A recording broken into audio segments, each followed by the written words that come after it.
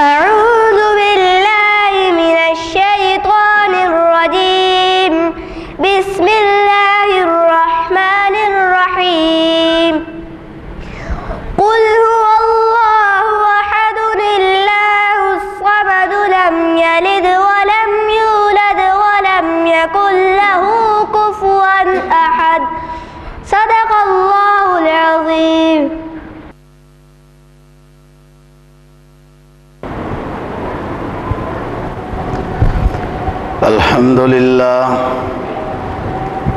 الحمد لله وكفى والصلاة والسلام على سيد الرسل وخاتم الأنبياء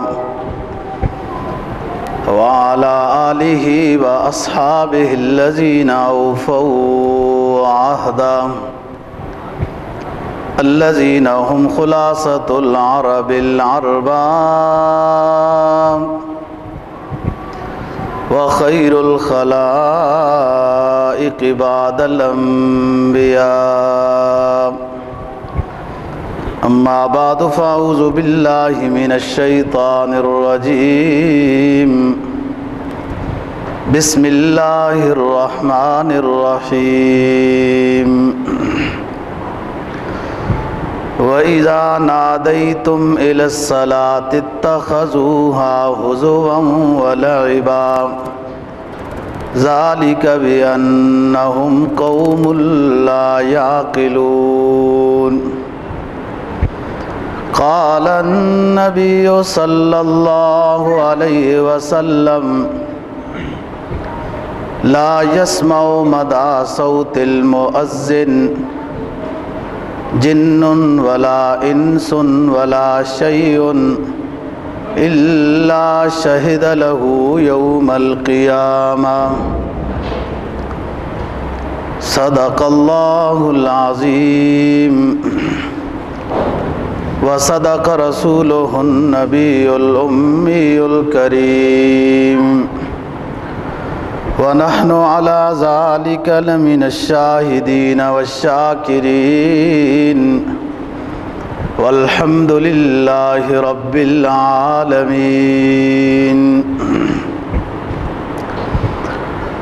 سورہ مائدہ کی ایک آیت کریمہ اور جناب نبی پاک صلی اللہ علیہ وسلم کا ایک ارشاد تلاوت کیا ہے، جس کے اندر اذان کی فضیلت کا اور مشروع ہونے کا ذکر ہے. فرمایا اذا نادیتم الصلاۃ اذا نادیتم الی الصلاۃ، جب تم لوگوں کو نماز کے لیے پکارتے ہو، اتخذوها ہزوا ولعبا، تو کافر اور مشرک لوگ، بے دین لوگ شور کرتے ہیں، مذاق بناتے ہیں، کھیل کرتے ہیں جب اذان کی آواز آئے. ذالک بأنہم قوم لا یعقلون، یہ اس وجہ سے کرتے ہیں کہ انہیں حقیقت معلوم نہیں ہے، بے عقل ہیں. جناب نبی پاک صلی اللہ علیہ وسلم کے ارشاد کا مفہوم یہ ہے کہ مؤذن جب اذان دیتا ہے، اللہ اکبر اللہ اکبر، تو جہاں تک اس کی آواز جاتی ہے، خواہ کوئی جن سن رہے ہوں اس کی آواز کو، یا انسان سن رہے ہوں، یا کوئی چیز بھی سن رہی ہو، حتیٰ کہ ایک حدیث میں آتا ہے خشک چیزیں تک آواز پہنچ رہی ہے یا تر چیزوں تک اس کی آواز پہنچ رہی ہے، جہاں جہاں تک اس کی آواز پہنچ رہی ہے، قیامت کے دن وہ سب چیزیں اس مؤذن کے لیے گواہی دیں گی. یہ اس حدیث پاک کا مفہوم ہے. آج کی گزارشات میں اذان کے متعلق بیان کرنا ہے کہ اذان مشروع کب ہوئی، یعنی اسلام آنے کے بعد کس سال کو اذان کا حکم ہوا کہ اذان دیا کرو اور ان الفاظ کے ساتھ دیا کرو، اور اذان اور اقامت کے الفاظ کتنے ہیں، کیسے کہنی چاہیے، یہ دوسری بات ہے۔ تیسری بات یہ ہے کہ مؤذن کے لیے فضیلت کیا ہے اذان دینے میں، اور چوتھی بات ہے کہ نماز کے علاوہ کن کن امور میں اور بھی اذان مشروع ہے۔ پانچویں بات یہ عرض کرنی ہے کہ کن نمازوں میں اذان اور اقامت کہنا منع ہے، کن نمازوں میں اذان اور اقامت کہنا منع ہے، اور چھٹی بات یہ ہے کہ اذان کون دے سکتا ہے اور کون نہیں دے سکتا۔ ساتویں بات یہ ہے کہ کیسے حالات میں اذان کا جواب دینا واجب نہیں رہتا، اور ان حالات کے علاوہ باقی سب حالتوں میں اذان کا جواب دینا واجب ہوتا ہے۔ یہ کل 7 پہلو ہیں اذان کے متعلق جو عرض کرنے ہیں۔ سب سے پہلی بات کہ اذان کی مشروعیت کب ہوئی۔ سن 1 ہجری میں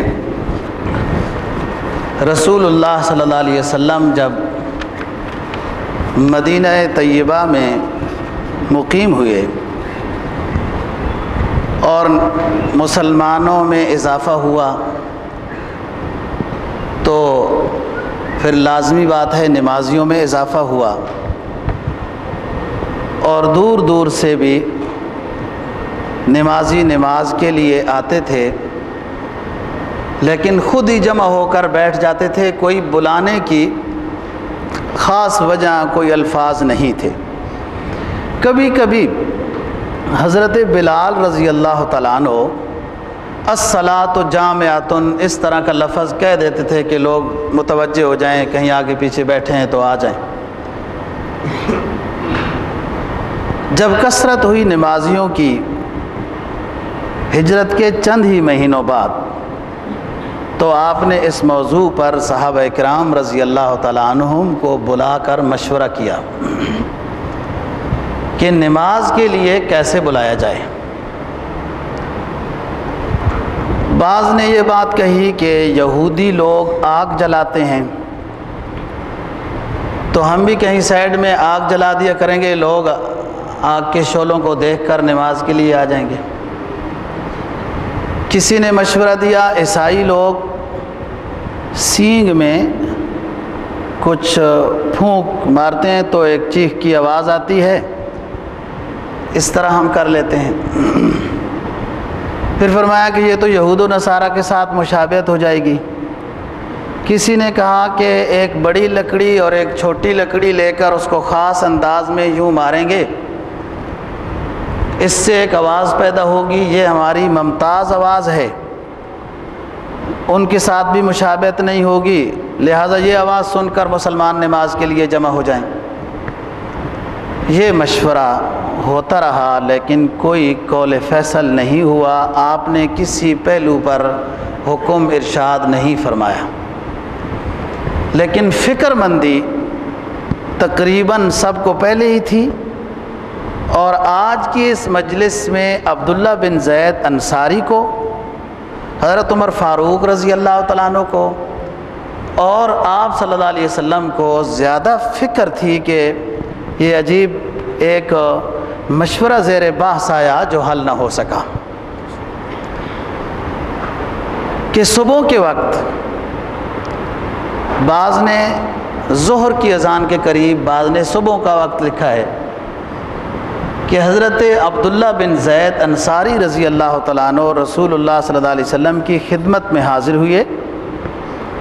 عرض کیا کہ حضرت میں اسی پریشانی میں سو گیا تھا کہ اذان کا مسئلہ، یعنی اذان نماز کے بلانے کے لیے کیا چیز ہونی چاہیے، اسی پریشانی میں ہم سارے اٹھے تھے اور میں اسی پریشانی میں سو گیا کہ ایک شخص میرے پاس سے گزرا اور اس کے پاس وہ 2 لکڑیاں سی تھیں جو بجانے والی، جو دف بجانے کے لیے ہوتی ہیں۔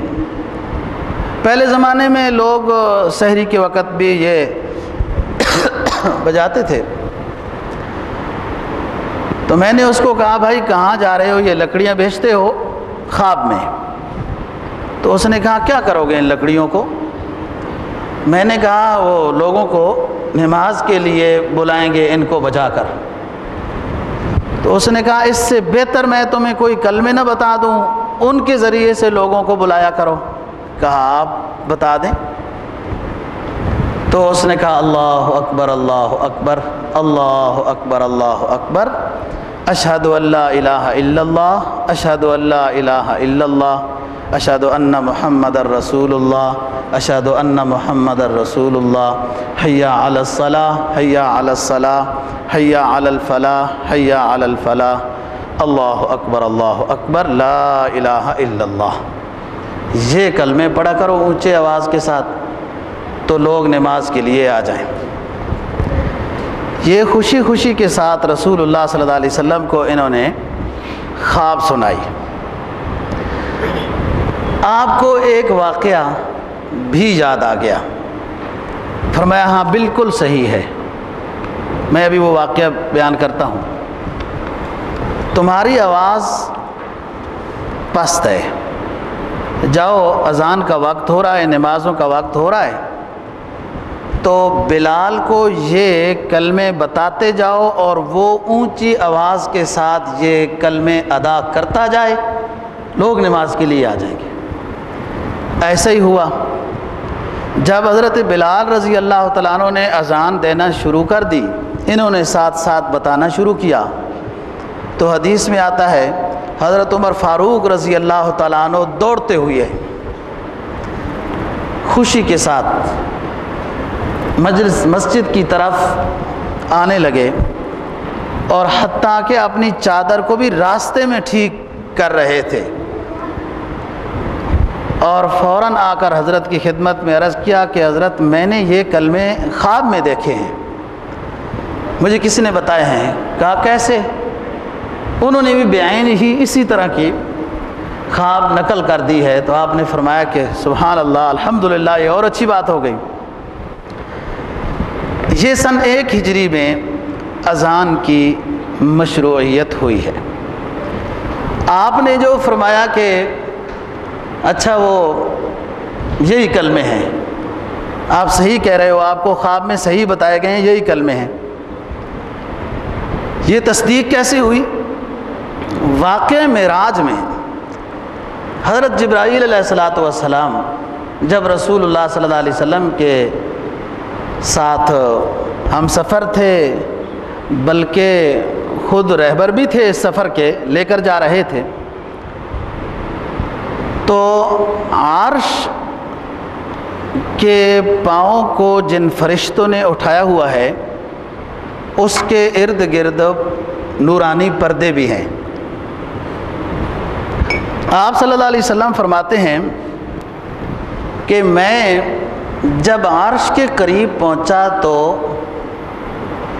ابھی جبرائیل ساتھ ہی ہیں، تو پردوں کے پیچھے سے اللہ اکبر کی آواز آنے لگی۔ میں نے جبرائیل سے کہا کہ یہ کون ہے؟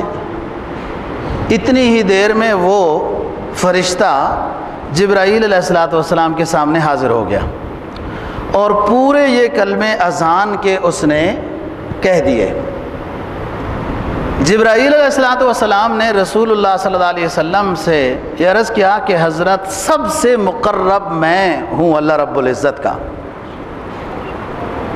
لیکن یہ شخص یہ فرشتہ میں نے پہلی دفعہ دیکھا ہے، اور یہ کلمے بھی میں نے پہلی دفعہ سنے ہیں۔ اسی کے بعد پھر جبرائیل تو یہیں رہ گئے اور آپ اوپر عرش کے اوپر تشریف لے گئے جہاں نمازوں کی فرضیت ہوئی۔ تو اذان کی مشروعیت جیسے کہ معراج کے واقعے میں نماز فرض ہوئی، اذان کے کلمے بھی سنا دیے گئے تھے، لیکن مکہ میں یہ عمل میں نہیں آئے، اس لیے کہ جو چند صحابہ کرام مکی زندگی میں بنتے گئے وہ اکثر حضرت کے پاس ہی بیٹھے رہتے تھے، اور پھر نماز کی فرضیت واقع معراج میں ہوئی تو اس کے تو 2-2.5 سال، بعض نے 3 سال لکھا ہے کہ آپ مدینہ طیبہ میں تشریف لے آئے۔ تو یہ خواب اور پرانی واقع معراج کی بات یہ دونوں آپس میں مطابق ہو گئیں، اور رسول اللہ صلی اللہ علیہ وسلم نے تصدیق کر دی، وہ حدیث ہو جاتی ہے، حکم ہو جاتا ہے۔ ویسے بھی اگر کوئی صحابی کوئی کام کرے نبی اکرم صلی اللہ علیہ وسلم کے سامنے اور آپ اس کام کو منع نہ فرمائیں، خاموشی فرمائیں یا جملہ فرما دیں کہ ٹھیک ہوا ہے، وہ بھی حدیث ہو جاتی ہے، کیونکہ کوئی پیغمبر بھی اپنے سامنے منکر بات کو نہیں دیکھ سکتا۔ تو یہ تو آپ کو خواب سنائی گئی اور آپ نے تصدیق کر دی، حدیث ہو گئی۔ چنانچہ اس وقت سے اذان کی مشروعیت ہو گئی، اور اقامت میں آپ صلی اللہ علیہ وسلم نے پھر اقامت میں 2 جملوں کا اضافہ فرمایا کہ حی علی الفلاح کے بعد قد قامت الصلاۃ، قد قامت الصلاۃ کہا کرو، اور صبح کی اذان میں جناب نبی پاک صلی اللہ علیہ وسلم نے خود اضافہ فرمایا کہ الصلاۃ خیر من النوم، صبح کی اذان میں کہا کرو حی علی الفلاح کے بعد۔ بعض لوگوں میں ایک بات مشہور ہو گئی کہ الصلاۃ خیر من النوم کے موجد حضرت عمر فاروق رضی اللہ تعالیٰ عنہ ہیں۔ یہ بات اس طرح نہیں ہے۔ جب مؤذن نے اذان دی مسجد نبوی میں دور فاروقی میں، تو حضرت عمر فاروق رضی اللہ تعالیٰ عنہ یوں بیٹھے تھے، اور جیسے آنکھ لگ جاتی ہے اس طریقے سے نماز کی انتظار میں، جماعت کرانے کی انتظار میں امام صاحب بیٹھے تھے اور آنکھ لگ گئی۔ تو مؤذن نے قریب گزرتے ہوئے یہ جملہ کہا الصلاۃ خیر من النوم، تو حضرت عمر فاروق رضی اللہ تعالیٰ عنہ نے فرمایا کہ اس کو صبح کی اذان میں ہی رہنے دو، اس کو اذان میں ہی رہنے دو، کہیں بعد میں یہی سسٹم چالو ہو جائے گا کہ نماز کے بعد بھی کوئی سویا ہوا ہو تو لوگ اس کو یہ کہیں گے جگانے کے بجائے، ویسے ہاتھ لگانے کے بجائے کہ الصلاۃ خیر من النوم۔ حضرت عمر فاروق رضی اللہ تعالیٰ عنہ کے اس جملے سے لوگوں نے یہ سمجھا کہ الصلاۃ خیر من النوم کے موجد حضرت عمر فاروق رضی اللہ تعالیٰ عنہ ہیں۔ نہ، حضرت عمر فاروق نہیں ہیں، انہوں نے یہ فرمایا کہ اس جملے کو صبح کی اذان میں ہی رہنے دو، اس کے علاوہ جب وقت میں کوئی سویا ہوا ہو تو یہ جملے نہ کہو۔ جیسے کہ آپ لوگ دوپہر کو بھی سوتے ہیں تو اس وقت بھی زور کی اذان میں الصلاۃ خیر من النوم کہنا چاہیے کہ سوئے ہوئے ہیں۔ لوگ بعض زور کے بعد سوتے ہیں، عصر سے پہلے اٹھتے ہیں، تو پھر عصر کی نماز میں بھی یہ ہونا چاہیے، یہ صبح کی اذان میں ہی رہنے دو۔ یہ تو ہے اذان بلالی۔ سن 8 ہجری میں فتح مکہ کے بعد جب آپ غزوہ حنین کی طرف تشریف لے جا رہے تھے اور پھر حنین کا علاقہ فتح ہوا، جو یہ علاقہ جیرانہ کی طرف ہے، جو مکہ کی سائڈ جیرانہ کی طرف یعنی کہ طائف کی طرف ہے جو، تو یہاں غزوہ حنین کی کامیابی کے بعد جیرانہ جگہ سے آپ نے بطور شکر کے احرام باندھا تھا اور عمرہ ادا فرمایا ہے۔ یہاں غزوہ حنین سے جب آپ واپس آ رہے تھے تو نماز کا وقت ہوا سن 8 ہجری میں فتح مکہ کے بعد۔ تو آپ نے فرمایا اذان دو. اذان شروع ہوئی. ادھر مشرکین کے بچے کھیل رہے تھے,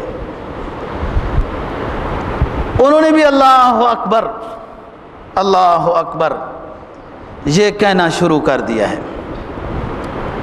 تو اذان جب ختم ہوئی تو آپ نے ان کو بلایا. اس حدیث کے راوی حضرت ابو محذورہ رضی اللہ تعالیٰ عنہ خود ہیں, اور یہ کہتے ہیں ہم نے مذاق میں بنایا ہے, مذاق بنائی ہے. یہ جملے ہم نے مذاق کے طور پر کہے تھے, اللہ اکبر اللہ اکبر. بعض دفعہ نیک لوگوں کی اداؤں کی مذاق بھی اثر کر جاتی ہے. 70,000 جادوگر تھے. تاریخ نے لکھا ہے حضرت موسیٰ علیہ السلام والا لباس پہن کے آئے تھے, اور اسی لباس نے یہ اثر کیا کہ پھر سارے کے سارے فَأُلْقِيَ السَّحَرَةُ ساجدین سجدے میں گر گئے بطور شکر کے کہ ہم موسیٰ علیہ السلام کے رب کو مانتے ہیں, موسیٰ کو پیغمبر مانتے ہیں. بعض مفسرین نے لکھا ہے کہ ظاہری مشابہت نے ان کے اوپر اثر کر دیا ہے. ظاہری مشابہت ہمارے پیغمبر کی بنائی, ہم نے ان کو محروم نہیں کیا کہ تم بھی کامیاب ہو گئے ہو. او مسلمانوں, تم کم اپنے پیغمبر کی ظاہری مشابہت بناؤ گے. کون سی چیز تمہارے لیے رکاوٹ ہے؟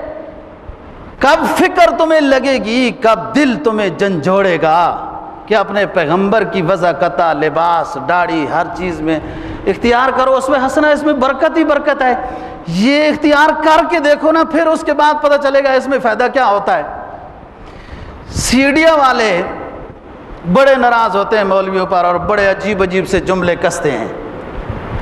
کیوں؟ یہ مولوی کو اتنی عزت کیوں مل جاتی ہے, فلاں ہو جاتا ہے. تو میں ان کو کہتا ہوں کہ یہ کوئی دروازے بند ہیں.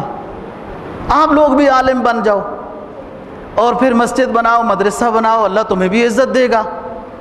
تو بات یہ ہے کہ جب آپ لوگ رسول اکرم صلی اللہ علیہ وسلم کی سنت میں آؤ گے نا, تو پھر دیکھو اس میں برکت کیا ہوتی ہے. دنیا آخرت میں برکت ہی برکت ہے. آپ کی ہر سنت میں برکت کے علاوہ کچھ اور ہے ہی نہیں, نور ہی نور ہے, برکت ہی برکت ہے, خیر ہی خیر ہے, فتح ہی فتح ہے, کامیابی ہی کامیابی ہے. تو کہتے ہیں حضرت ابو محذورہ رضی اللہ تعالیٰ عنہ, ابی رضی اللہ تعالیٰ عنہ بن جائیں گے کہ ہم نے مذاق میں اللہ اکبر اللہ اکبر اللہ اکبر کے جملے کہے, اور رسول اللہ صلی اللہ علیہ وسلم نے ہمیں بلایا, بچوں کو بلایا, ادھر آ جاؤ. کہتے ہیں میں اتنا چھوٹا نہیں تھا, 14-15 سال کا تھا, اور ذہن میں اتنی چیز ضرور بھری ہوئی تھی کہ دنیا میں اگر کوئی برا ہے مذہب کے اعتبار سے تو اسلام مذہب برا ہے, اور دنیا میں شخص کے اعتبار سے کوئی الیاذ باللہ نقل کفر کفر نباشت اگر کوئی برا ہے شخص کے اعتبار سے, تو رسول اللہ صلی اللہ علیہ وسلم سے کوئی برا نہیں ہے. یہ میرا نظریہ تھا. لیکن جب میں قریب آیا, اور ہم سمجھتے تھے کہ یہ ہمارے نہیں ہیں جو بلا رہے ہیں, ہم ان کے نہیں ہیں, لیکن اس آواز میں ایسی کوئی مقناطیس تھی کہ میرا دل نہ چاہتے ہوئے بھی میں کھنچتا چلا گیا رسول اللہ صلی اللہ علیہ وسلم کے بلانے کی طرف, اشارے کی طرف. اللہ نے فیصلے کر رکھے تھے نا. تو جب میں قریب گیا تو اور بھی ساتھی جو ساتھ کھیلنے والے تھے وہ بھی قریب گئے. تو حضرت نے پوچھا کہ آپ لوگ اللہ اکبر یوں کہہ رہے تھے؟ ہم نے کہا جی یوں کہہ رہے تھے. پھر آپ نے فرمایا آپ لوگوں میں سے آواز سب سے خوبصورت اور اونچی کس کی ہے؟ تو سارے لڑکوں نے اشارہ کیا کہ اس کی ہے, اور انہوں نے صحیح اشارہ کیا. ابو محذورہ کہتے ہیں انہوں نے صحیح اشارہ کیا, میری آواز اونچی بھی تھی خوبصورت بھی تھی. تو آپ نے مجھے قریب بلایا, کہا پڑھو بیٹے اللہ اکبر اللہ اکبر.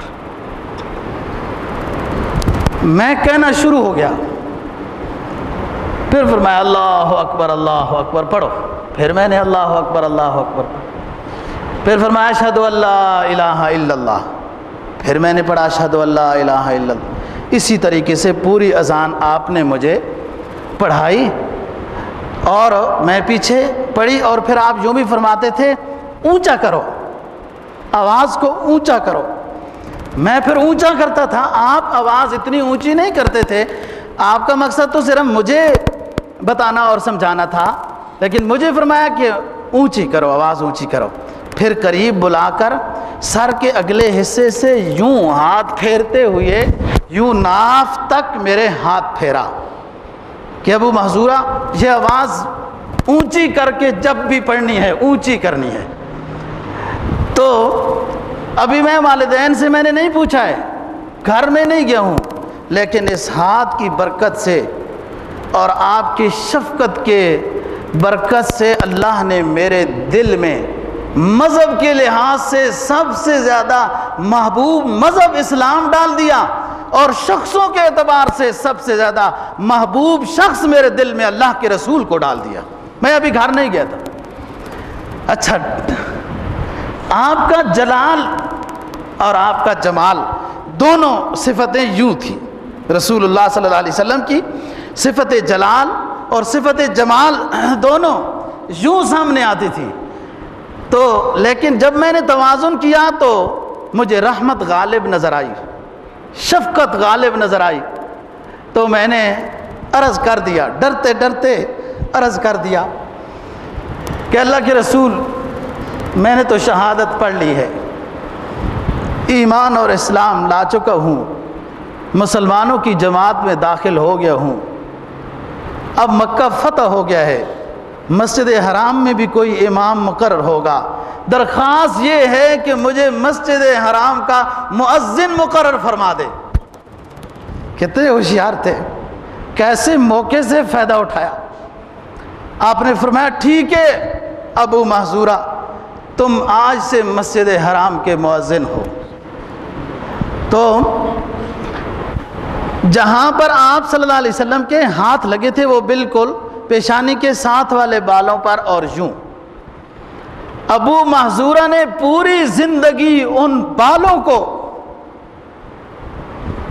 نہیں کاٹا، حج عمرے کیے، پچھلا حصہ حلق کرتے رہتے تھے، کاٹتے رہتے تھے، اور کہتے تھے کہ میدان حشر میں، قبر میں، حساب و کتاب کے وقت میرے پاس کوئی اور نیکی جب کوئی کام نہیں آئے گی تو میں اللہ کے سامنے ان بالوں کو، اس سینے کو، اس چہرے کو حاضر کروں گا کہ ان بالوں پر تیرے پیغمبر امام الانبیاء صلی اللہ علیہ وسلم کے ہاتھ لگے ہیں، یا اللہ ان بالوں پر ہاتھ لگے ہیں رسول اللہ صلی اللہ علیہ وسلم کے، اس برکت سے میری آخرت بنا دے، میری مغفرت کر دے، اس لیے بال نہیں مڈائے۔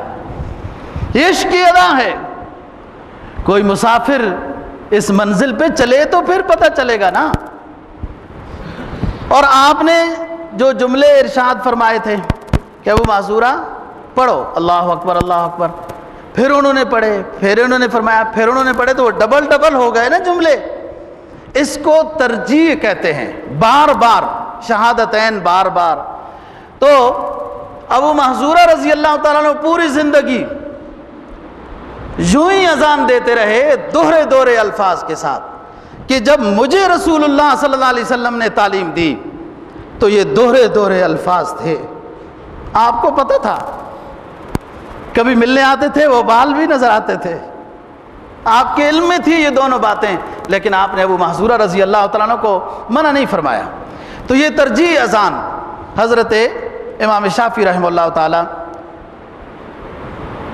اور حضرت امام مالک رحمہ اللہ تعالیٰ کا مسلک ترجیح اذان والا ہے، جو ابو محذورہ رضی اللہ تعالیٰ عنہ اذان دیتے تھے، یعنی اشہد ان لا الہ الا اللہ کو 2 مرتبہ کے بجائے 4 مرتبہ کہتے تھے، اشہد ان محمد رسول اللہ کو بھی 2 مرتبہ کے بجائے 4 مرتبہ کہتے ہیں۔ اس کو کہتے ہیں ترجیح،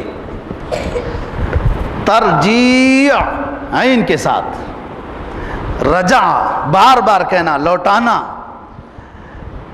اور ان کی اقامت اللہ اکبر اللہ اکبر اللہ اکبر اللہ اکبر، اشہد ان لا الہ الا اللہ، اشہد ان لا الہ الا اللہ، اشہد ان محمد رسول اللہ، اشہد ان محمد رسول اللہ، حی علی الصلاۃ حی علی الصلاۃ حی علی الفلاح حی علی الفلاح، قد قامت الصلاۃ قد قامت الصلاۃ، اللہ اکبر لا الہ الا اللہ، جو اکثر آپ اقامت سنتے ہیں یہ اقامت ابو محذورہ رضی اللہ تعالیٰ عنہ کی ہے، اور جو اذان سنتے ہیں آپ اکثر، یہ اذان حضرت بلال رضی اللہ تعالیٰ عنہ والی ہے۔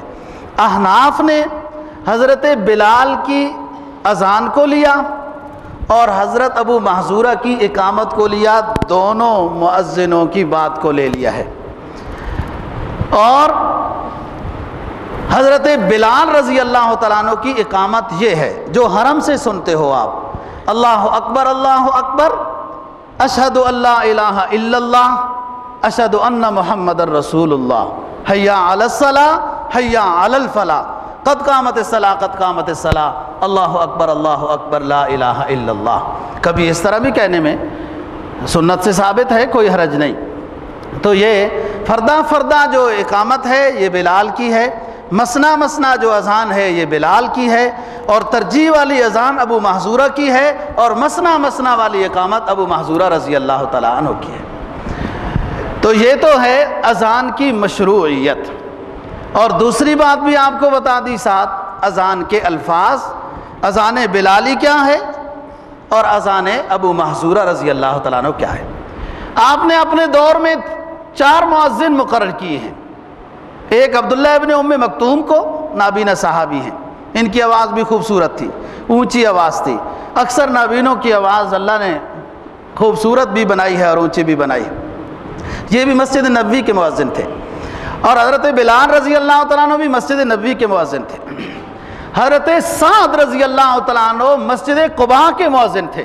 آپ نے مسجد قباء بھی بنائی، جہاں قباء مقام پہ آپ ٹھہرے تھے، جہاں 2 رکعت نفل پڑھنا عمرے کے مقبول کا ثواب ہے۔ اور حضرت ابو محذورہ رضی اللہ تعالیٰ عنہ کو مؤذن آپ نے مسجد حرام میں مقرر کیا۔ تیسری بات، مؤذن کی فضیلت۔ حضرت رسول اکرم صلی اللہ علیہ وسلم کا فرمان ہے کہ مؤذن کی آواز جہاں تک جائے گی، یہ سب چیزیں مؤذن کے لیے سفارش کریں گی۔ اور ایک حدیث میں جناب نبی پاک صلی اللہ علیہ وسلم کا فرمان ہے کہ 7 سال اگر مؤذن اذان دیتا ہے احتساباً، نیک نیتی کے ساتھ، ایماناً واحتساباً، تو جہنم سے مؤذن کو بری کر دیں گے۔ ایک حدیث میں جناب نبی پاک صلی اللہ علیہ وسلم کا فرمان ہے کہ مؤذن 10 سال اذان دے، اقامت کہے، تو جنت اس کے لیے واجب ہو جاتی ہے۔ یومیہ 60 نیکیاں اذان کو اس کو ملتی ہیں، اذان کی، اور 30 نیکیاں اقامت کی اس کو ملتی ہیں یومیہ۔ اور ایک حدیث میں رسول اللہ صلی اللہ علیہ وسلم کا فرمان ہے 3 طرح کے حالتوں میں دعا رد نہیں ہوتی: عند المطر، بارش جب ہو رہی ہو، عند الحرب، میدان جہاد میں، اور عند الاذان، جب اذان ہو رہی ہو، اس وقت جب کوئی شخص دعا مانگے، یا جہاد فی سبیل اللہ میں دعا مانگے، یا جب رحمت کی بارش ہو رہی ہو تو تب دعا مانگے، اس وقت اللہ کی صفت رحمت زیادہ غالب ہوتی ہے۔ اللہ تعالیٰ، بارش بھی سخاوت ہے نا، تو اس وقت اللہ تعالیٰ کی طرف سے سخاوت کے دروازے کھلے ہوئے ہوتے ہیں، لہذا اور بھی کچھ مانگنا ہے تو اللہ سے مانگ۔ ایک حدیث میں جناب نبی پاک صلی اللہ علیہ وسلم کا فرمان ہے کہ جو مؤذن اللہ کی رضا کے لیے اذان دیتا ہے تو میں اس کے لیے سفارش کروں گا، اس کے لیے مغفرت کی دعا کرتا ہوں۔ اور ایک مرتبہ صحابہ کرام رضی اللہ تعالیٰ عنہ نے عرض کیا کہ حضرت مؤذنین کے تو بہت ساری فضیلتیں ہو گئی،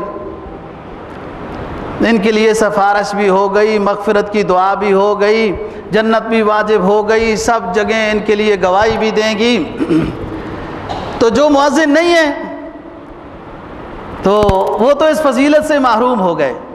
تو آپ صلی اللہ علیہ وسلم نے فرمایا کہ جو کلمہ مؤذن کہتا ہے تم بھی وہی کہا کرو، من قلبہ، دل سے وہی جملے کہا کرو، پھر اذان جب ختم ہو جائے تو درود و سلام پڑھا کرو، اور پھر اذان ختم ہونے کے بعد درود شریف پڑھنے کے بعد وسیلے والی دعا مانگا کرو، اللہم رب ھذہ الدعوۃ التامۃ والصلاۃ القائمہ۔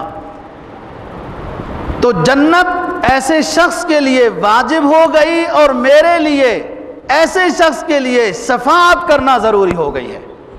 کتنی آسان بات ہے کہ اذان جب ہو رہی ہو مؤذن وقفہ لیتا ہے، آپ وہی جملے کہو، صرف حی علی الصلاۃ حی علی الفلاح کے وقت لا حول ولا قوت الا باللہ کہنا ہے، اور اقامت کے وقت جب مؤذن اقامت کہنے والا قد قامت الصلاۃ کہے تو آپ کہو اقامہ اللہ و ادامہ، اور الصلاۃ خیر من النوم صبح کے وقت تو کہو صدقت و بررت، آپ نے سچ کہا، کامیاب ہو گیا، اچھی بات کہی۔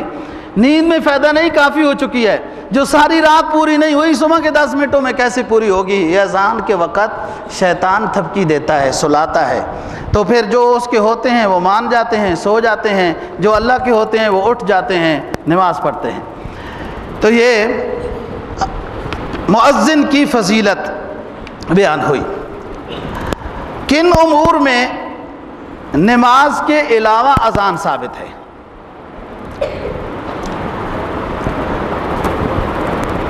بچہ جب پیدا ہو اس وقت اس کے کان میں اذان و اقامت، دائیں کان میں اذان، بائیں کان میں اقامت ثابت ہے۔ جب پریشانی کے احوال ہو جائیں ہر طرف سے اذانیں کرنا یہ ثابت ہے۔ کسی کو مرگی ہو جائے اس کے کان میں اذان و اقامت دینی چاہیے۔ کسی کو زیادہ غصہ آ جائے اس وقت اس کے قریب اذان شروع کر دو۔ کوئی شخص بہت بد اخلاقی پر اتر آئے اذان دینا اس وقت بھی مفید ہے۔ اور کوئی جانور بہت زیادہ شرارتی ہو جائے، سرکش ہو جائے، اس جانور کے کان میں بھی اذان دینا ثابت ہے کہ وہ صحیح ہو جائے گا۔ اور جب کوئی دشمن حملہ کر دے اس وقت بھی اذانیں دینا ثابت ہے۔ اور جب عمومی طور پر مسلمانوں کی کسی بستی میں آگ لگ جائے تو اس وقت بھی اذانیں دینا ثابت ہے۔ جب مشکل حالات اور پریشانی کے حالات ہو جائیں تو بھی ہر طرف سے اذانیں ہوں، اللہ کی رحمت متوجہ ہوتی ہے۔ جناب نبی پاک صلی اللہ علیہ وسلم کا معمول تھا کہ کسی علاقے میں جاتے اور وہاں پر اذانیں جب ہو رہی ہوتی تو حملہ نہیں فرماتے کہ یہ مسلمانوں کا یہ علاقہ ہے، اور فرمایا کہ مسلمانوں کے کسی علاقے میں اگر اذانیں نہیں ہوتی تو یہ مسلمان ہی نہیں رہے، ان پر حملہ واجب ہو گیا ہے، یہ ارتداد کے درجے میں چلے گئے ہیں مسلمان کہ وہ اذانیں نہیں دیتے۔ اور جو اذانیں جہاں ہوتی ہیں فرمایا وہ رحمت کی جگہ ہے، اور اذان کے بعد اقامت کے بعد دعا قبول ہوتی ہے۔ اذان جہاں ہوتی ہیں وہ رحمت کی جگہ ہے۔ میں سوچتا رہتا ہوں ان مسلمانوں کے بارے میں کہ جو دارالکفر میں جا کے روزی کماتے ہیں جہاں اذان پر پابندی ہوتی ہے، وہاں پتہ نہیں یہ کیسے چھپ چھپ کے اندر اذان کوئی خفیہ، وہ بھی سائڈ والی کوٹھی میں آواز نہیں جانی چاہیے، ہاں ورنہ قانون حرکت میں آ جائے گا۔ تو بہت سارے مسلمان جو مسلمانوں کے ملکوں میں رہتے ہیں ان کو اللہ روزی نہیں دیتا، دارالکفر میں جا کر کافروں کی خدمت کر کے ان کو پیسے میں ذائقہ آتا ہے، اس میں زیادہ مزہ آتا ہے۔ یہی پھر کہہ سکتا ہے بندہ کہ دارالکفر میں جا کر کافروں کی خدمت کر کے وہ جب ان کو پیسہ دیتے ہیں نا پھر ان کو اس میں زیادہ خیر واللہ عالم محسوس ہوتی ہے، برکت اور سکون لگتا ہے۔ ان کی خدمت کرتے ہیں، اپنے اذان نمازیں وغیرہ سب ضائع کرتے ہیں، ایمان ضائع کرتے ہیں۔ وہاں کے یہاں رہنا مشکل ہو گیا ہے، ایسے فحاشی اور عریانی ہو گئی، تو دارالکفر میں رہنا کیسے آسان ہوگا؟ اور کن نمازوں میں اذان دینا جناب نبی پاک صلی اللہ علیہ وسلم سے ثابت نہیں ہے؟ نفل نمازوں میں، سنت نمازوں میں، وتر میں، نماز جنازہ میں، چاند گرہن میں، سورج گرہن میں، عیدین کی نماز میں، بارش کی نماز میں، ان نمازوں میں جناب نبی پاک صلی اللہ علیہ وسلم سے اذان و اقامت ثابت نہیں ہے، لہذا ان میں اذان و اقامت نہیں کہی جائے گی۔ اور کب اذان کا جواب دینا واجب ہے؟ جب انسان کھانا کھا رہا ہو، نماز پڑھ رہا ہو، یا جمعے کا خطبہ ہو رہا ہو، مسجد میں بیٹھ کر تلاوت کر رہا ہو، یا سو رہا ہے اپنے گھر، یا پیشاب پخانے میں ہے، یا حیض و نفاس یا جنابت کی حالت ہے، ان تمام امور، یہ جو احوال ہیں، ان میں اذان کا جواب نہ دینا واجب ہے، اور اگر دے گا تو گنہگار ہوگا۔ ان امور کے علاوہ باقی جو کوئی بھی کام کر رہا ہے اس کو بند کرے، اور اذان کا جواب دینا واجب ہے۔ رہی یہ بات کہ یہ سپیکر کی دنیا ہے، ہر طرف سے ہر ٹائم میں اذانوں کی آوازیں شروع ہو جاتی ہیں، تو علماء نے لکھا ہے کہ جس مسجد میں یہ نماز پڑھتا ہے اس کی اذان کا جواب دے دے، واجب ادا ہو جائے گا، یا سب سے پہلے جو اذان ہوئی اس اذان کے الفاظ کا جواب دے دے، واجب پر عمل ہو گیا ہے۔ باقی یہ چلتا رہے، دیتا رہتا ہے تو اچھی بات ہے، اور نہیں دیتا ہے تو گناہگار نہیں ہوگا۔ صبح کے وقت جلدی اٹھا کرو اور تہجد پڑھ کے ذرا باہر، اپنے گھر کے باہر نکلا کرو، پھر دیکھو کیسی فضا خاموش ہوتی ہے اور ہر طرف سے اللہ اکبر کی صدائیں بلند ہو رہی ہوتی ہیں، بڑا نورانی ماحول ہوتا ہے۔ تو یہ جن امور میں اذان دینا، اذان کا جواب دینا واجب نہیں ہے۔ علماء نے لکھا ہے کہ اللہ اکبر اللہ اکبر اللہ اکبر یہ 4 مرتبہ ہے۔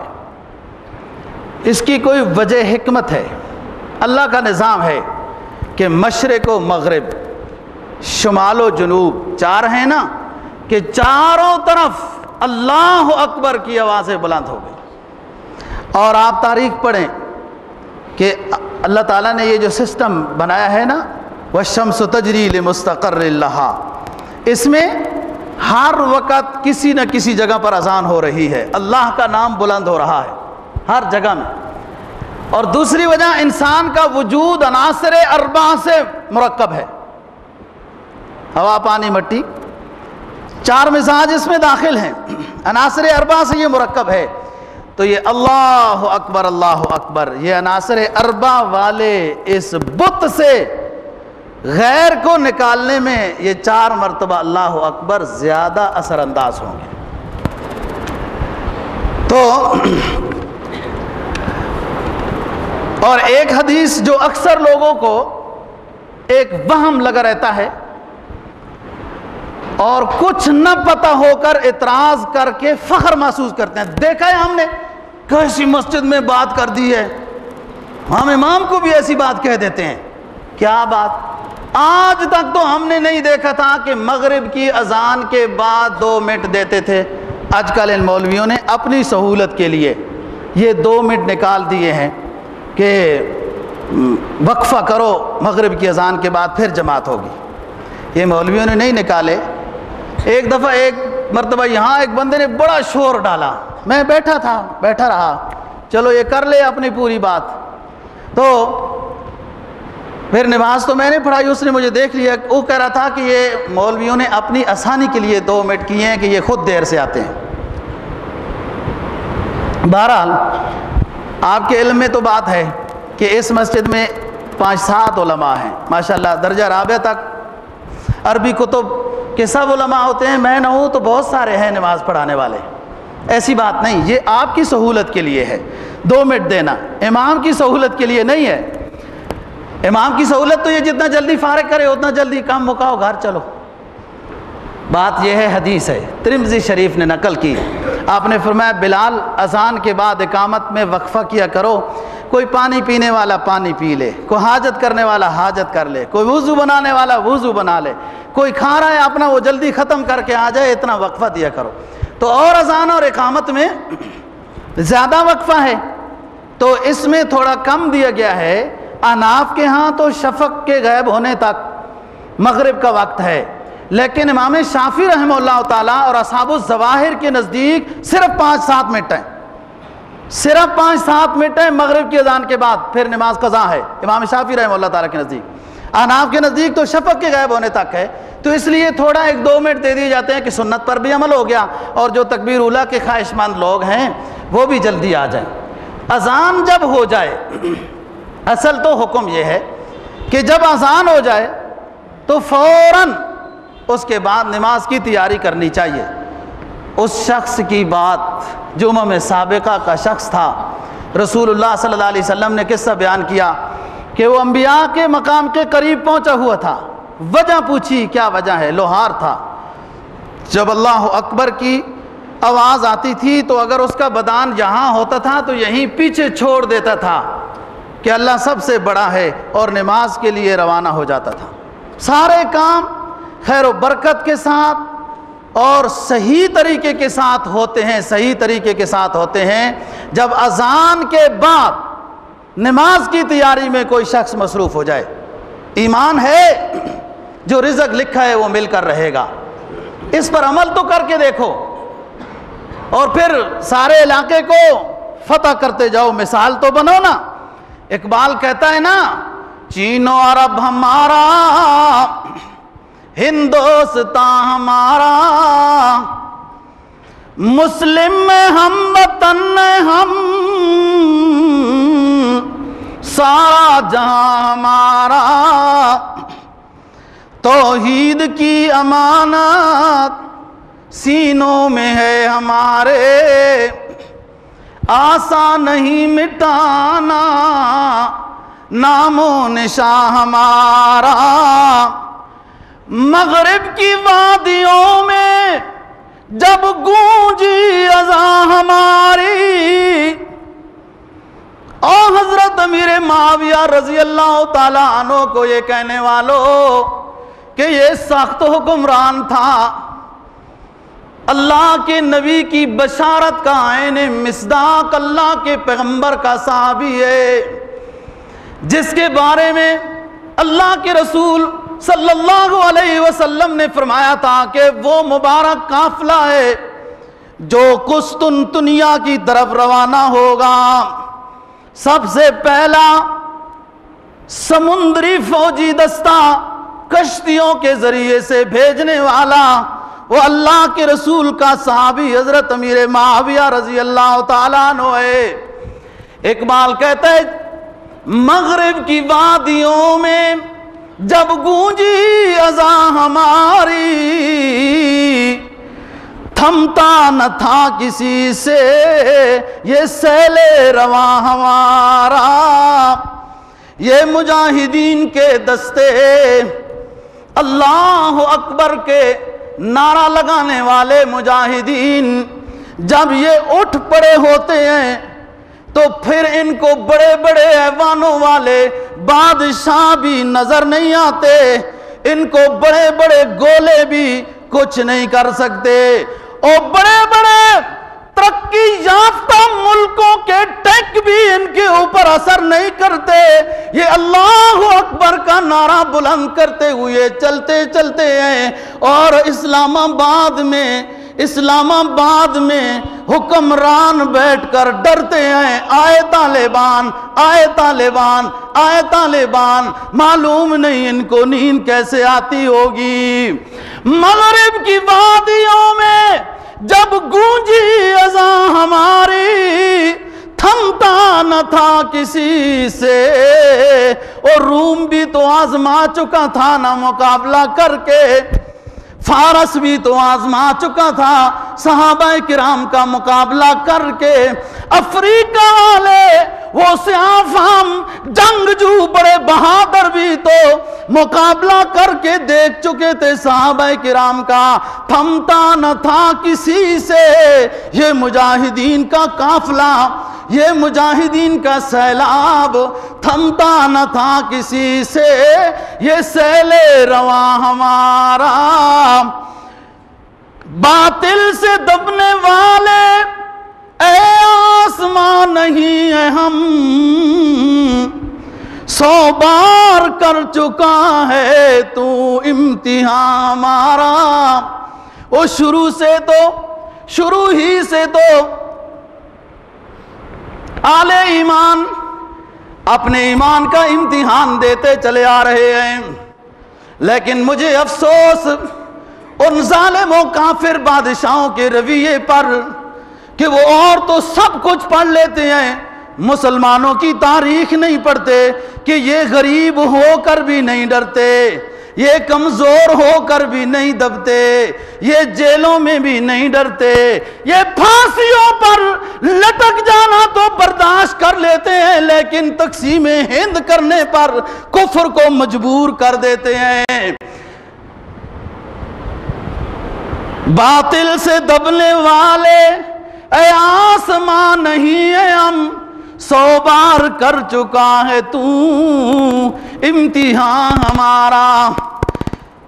اے گلستان اندلس وہ دن ہے یاد تجھ کو، تھا تیری ڈالیوں میں جب آشیاں ہمارا۔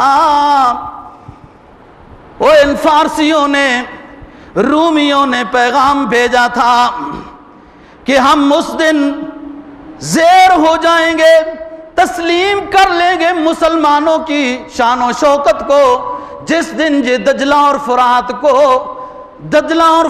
کو اپنے قابو میں لے لیں گے۔ اقبال کہتا ہے اے گلستان اندلس وہ دن ہے یاد تجھ کو، تھا تیری ڈالیوں میں جب آشیاں ہمارا۔ ہم نے جب اندلس کو فتح کیا، اس کے باغوں میں جا کر اس کی شاخوں میں اپنے گھونسلے بنا لیے، رہنا ہم نے وہاں بنا لیا۔ اے موج دجلہ تو بھی پہچانتی ہے ہم کو، اے موج دجلہ تو بھی پہچانتی ہے ہم کو، اب تک ہے تیرا دریا افسانہ خواں ہمارا۔ او تاتاریوں نے جب بغداد کو، کوفہ کو فتح کیا، اسلامی لائبریریوں کو حوالے دجلہ کیا، اور دجلہ کا پانی سیاہی بن کر بہتا رہا۔ کیا کر سکا کفر؟ آج تک اسلام کی کتابیں تو اسی طرح موجود ہیں جیسے رسول اللہ صلی اللہ علیہ وسلم کے زمانے میں موجود تھی۔ اللہ تعالی ہمیں صحیح سمجھ اور عمل کی توفیق نصیب فرمائے۔ وآخر دعوانا